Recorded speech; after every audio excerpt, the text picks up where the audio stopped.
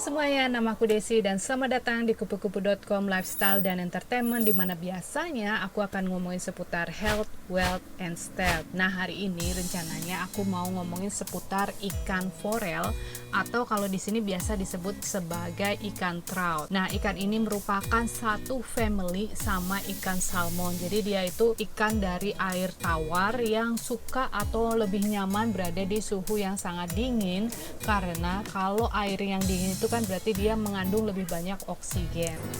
Jadi kurang lebih 1 tahun yang lalu kita pergi berjalan-jalan menggunakan motorhome ke daerah yang namanya Charleroi. Nah, dia itu masih satu provinsi, yaitu provinsi Quebec. Jadi masih keadaannya itu masih kayak French, kayak European style ya. Semua bangunannya itu masih kayak di Eropa, atau lebih tepatnya seperti di negara Prancis. Bahasanya juga masih menggunakan bahasa Prancis. Ketika kita pergi berjalan-jalan dan menikmati keindahan alamnya, karena di sana tuh lebih berbukit-bukit, kalau di sini kan lebih datar.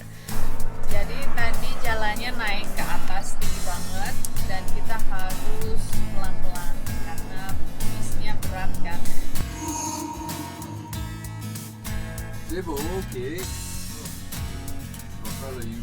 Nah, di salah satu perjalanan itu, tanpa sengaja kita berhenti di sebuah tempat yang ternyata berujung di sebuah sungai yang memiliki air terjun bertingkat yang menurutku indah banget.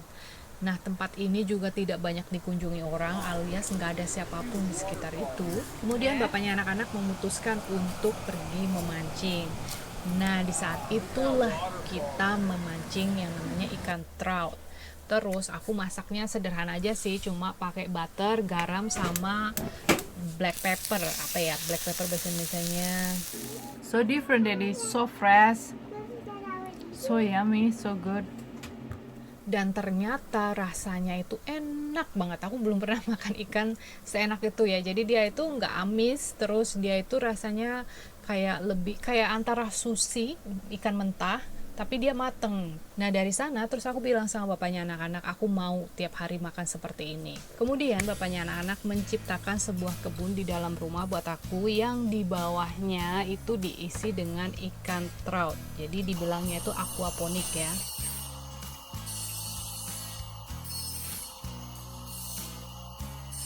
Nah, untuk proses pembuatannya, mungkin teman-teman pengen tahu, bapaknya anak-anak punya video khusus buat itu, karena banyak sekali kendala ternyata. Walaupun aku sebut dia tuh seperti MacGyver ya, jadi dia tuh orangnya serba bisa. I'm the toucan. Dan pasti tahu jalan keluarnya untuk segala macam. Misalnya, ternyata si ikan ini pupnya itu cukup banyak. Kita nggak tahu ya kalau ikan itu pupnya sebanyak itu. Jadi airnya itu selalu keruh sangat cepat, kayak hampir tiap hari kita harus ganti airnya. Itu kan biayanya cukup banyak kalau dihitung-hitung ya. Nah, terus selain itu airnya keruh, mereka juga nggak suka kalau airnya keruh. Jadi mereka nanti lama-lama kayak mabok kayak gitu, jadi kayak ngambang gitu, nggak lurus lagi berenangnya.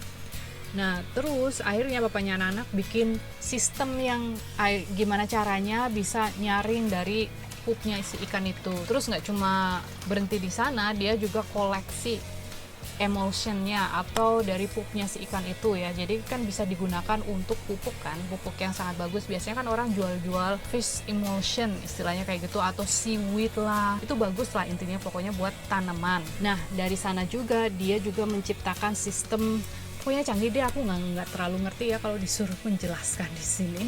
Semuanya serba otomatis intinya kayak gitu. Dan dia yang menciptakan sendiri sistemnya. Aku nggak ngerti. Kalau teman-teman pengen tahu lebih banyak, mungkin bisa komen di bawah. Nanti aku akan bilang sama dia suruh menjelaskan lebih detail gimana caranya. Aku pokoknya tahu beres saja. Nah, setelah itu kita masuk ke musim panas. Nah, musim panas ini ternyata suhunya itu bener-bener terlalu hangat buat si ikan ini, dan kebetulan mereka juga sudah besar ya, udah gendut-gendut. Jadi karena kita udah berusaha untuk gimana caranya mendinginkan suhu di dalam air itu, dari mulai masukin es batu, terus kita ganti airnya bolak-balik, itu juga kayaknya terlalu cepat. Nanti udah suhunya hangat lagi, harus diganti lagi. Jadi kayaknya terlalu banyak pekerjaan yang harus dilakukan, makanya kita memutuskan untuk dipanen. Seumur hidup aku belum pernah yang namanya panen ikan, pelihara ikan pun enggak ya sebenarnya, karena dia yang ngurusin kan. Aku taunya udah beres aja kan. Jadi waktu ngeliat ikannya masih bergetar-getar kayak gitu, aku takut terus terang. Terus untuk ngebuka ikannya, ngebersihin, dia yang ngajarin juga yang gimana caranya biar satu open ya, satu kali bukaan itu terus semua dalemannya itu keluar, terus pas kita potong kepalanya menyeramkan, terus bersih gitu loh. Jadi kita nggak perlu bersih-bersihin lagi, pokoknya semuanya mungkin dibilangnya kayak sushi chef ya, sushi chef. Mereka biasanya tahu caranya yang gimana untuk ngebersihin, ngebuka yang nggak kotor, nggak berantakan. Nah, buat aku tidak terjadi seperti itu. Yang pertama, kedua, sampai 5 ikan kayaknya itu bener-bener berantakan, darah di mana-mana, messy, pokoknya messy job, and scary, dan agak menakutkan buat aku. Karena aku nggak biasa kan ngurus-ngurus kayak gitu. Tapi setelah itu aku mulai terbiasa dan aku mulai menjadi jauh lebih baik. Terus aku juga belajar banyak sebenarnya untuk gimana caranya biar bisa frozen ya, atau mengawetkan ikan ini biar nggak cepat rusak dan bisa disimpan dalam jangka panjang, karena prosesnya lama. Dan terus terang aku nggak terbiasa ya, di Indonesia kan kita sudah terbiasa untuk belanja segala sesuatunya buat hari itu aja kan.